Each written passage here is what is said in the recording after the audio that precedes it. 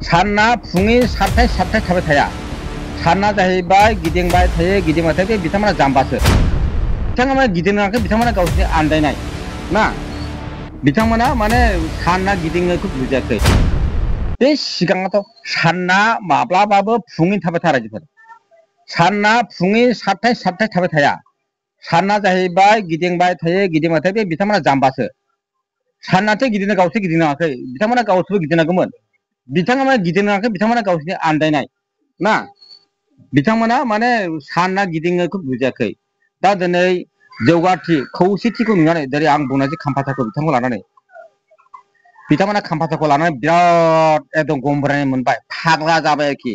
एकदम बिथांमोन बिखा बिखा गावफ्रुजोबनाय मोनबाय, गावफ्रुबाय। मानो होनोब्ला दिनै खाम्फाथार बिथाङा जोंनाव इउपिपिएलआव फैनानै बिथाङा हाग्रामा सारखौबो रायाखै। मानो होनब्ला बोथोरा थोनबाय। इउनिटि जौगानायखौ नुनानैहाय बयबो जोंनि जाथि माहारिफ्रा ज' जाना आवगायब्ला जोंहा रासिन जौगानाय फैगोन होननानै बिथाङा दिनैहाय फैदों। नाथाय हाग्रामा सारखौ रायाखै, रावखौबो बखियाखै।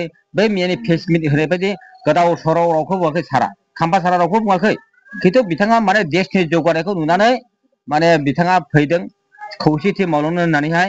दा नै बिथांमोना जाम्बा थां सियान थां अबावबा लिंहरब्रबनानै बुंलाबायनायखौ नुनानैथ' रायजोफोरा बिथांमोना बे हाथिसारि माबायदि मानसि सिनायखागौ बिथांमोनखौ, साफा साफा सिनायखागौ बिथांमोनखौ, माबायदि मानसि बिथांमोना, जों बुंनांलाया बेखौहाय हो।